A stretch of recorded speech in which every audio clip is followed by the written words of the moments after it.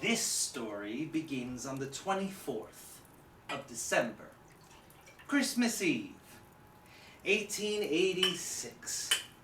And at the time, I must confess that I didn't quite understand exactly what was going on. Holmes was applauding my recent appearance as Kris Kringle himself.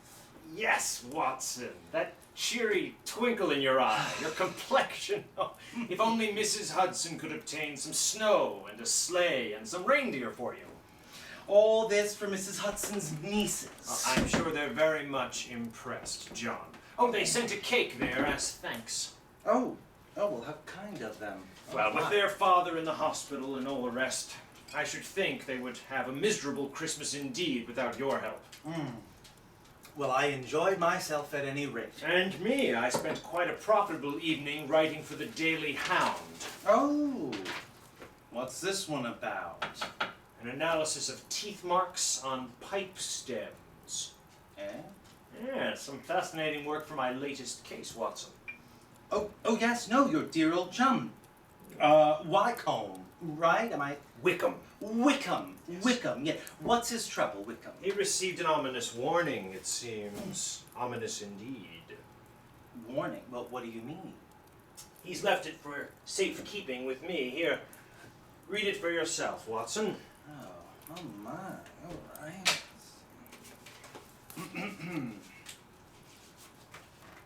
Aha.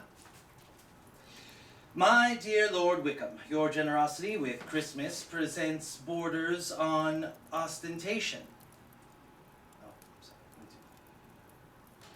My dear Lord Wickham, your generosity with Christmas presents borders on ostentation. We do not approve. Either we receive £5,000 in gold sovereign coins at Postbox 42 by 6 o'clock on Christmas Eve, or I'm afraid your Christmas party will be conspicuous by its absence of presents. Well, how strange. What do you make of it? Lord Wickham was planning to give out some very valuable presents this year. Diamond and onyx cufflinks, platinum and ruby earrings for the ladies, each wrapped in 20-pound banknotes, Watson. Well, plain paper torn from a penny notebook. The writing's obviously disguised. Yes, that is when I accepted the case. What did you do first? Oh, wait. Hold on. What did you do first? I solved it. Cake? Well, that's what you did first. Why don't you look again at that disguised writing? Though you've noticed the false hand, I'd know that characteristic M anywhere. I've seen it too often at the beginning of a certain signature, Watson.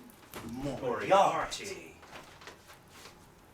Are you certain, Holmes? I compared it to the notes that he'd been taunting me with. I was wondering if you were going to fess up to those notes. I wasn't hiding them, merely collecting enough of them to study Moriarty's handwriting and his methods. Well, Wickham must have been thrilled when you solved the case so swiftly. Tracking Moriarty down was not so swift. The return address brought us to the Disciples of the Octagonal Square, or so they call themselves. Well, what on earth do you suppose that means? Oh, it's a newfangled cult. Heathens, most likely. Wickham's sack of gifts had been stolen by a man dressed as Santa Claus when he came by to visit me. Oh, perfect timing. Quite. Okay, was that Moriarty? Not quite. Oh. Well, why didn't Lord Wickham get in touch with Scotland Yard when he first received the warning note? I had other ideas with less risk. Oh, okay, namely? Yourself. Well, what do you mean? There's a good chance you were followed here tonight, John. Followed? I mean, not that I noticed. Moriarty would have been certain to travel beneath your notice, John. Was I in any danger? It's equally likely that your role as Santa Claus will prove all the more gleeful by the time midnight rings in Christmas Day the world round. Sherlock, was I in danger tonight? Would I risk your life just to capture Moriarty? That's the precise question that I am posing. Moriarty seldom leaves anything to chance. When was I being followed? From 28 Lexington Garden to this abode on Baker Street. Well, that's the address that I received where this sack of gifts from Miss Hudson's nieces. In fact, the sack of gifts has been swapped, Watson. What? Well, I got to thinking about how I could invade Moriarty's scheme to rob Lord Wickham's presence with the least possible trouble. So I was prescripted to play the mule. To play Santa Claus. The presents are merely more precious than a few gifts for the Hudsonettes. You're saying you swapped those toys and the games for the girls with Wickham's jewels and 20-pound notes? You've been played your part masterfully, Watson. Have some of Mrs. Hudson's cake. I've been played a fool, Sherlock.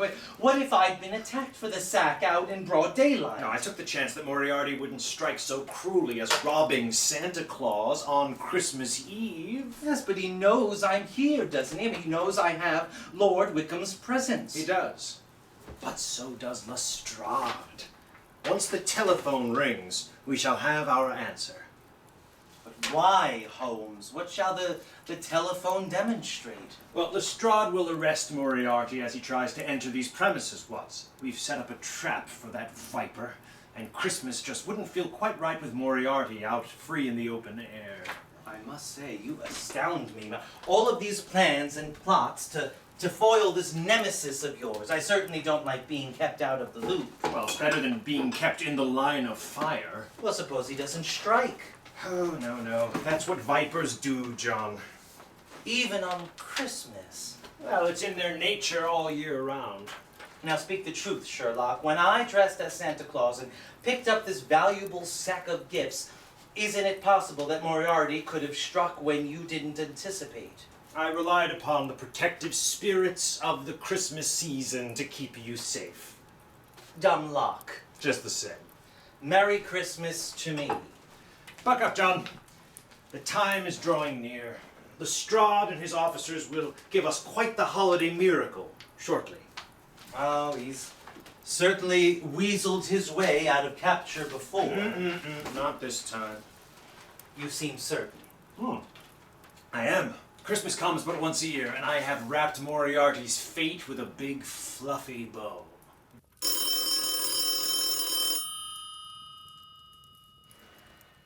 There you have it. One ring. Merry Christmas, John. To one and all. Now, about that cake. 2 rings. That was not part of the plan. All right, well, should we answer? At least it wasn't part of my plan. Holmes, pick up the phone. There's only one person who could upset my plan. I'll pick it up if you refuse. Moriarty, I presume.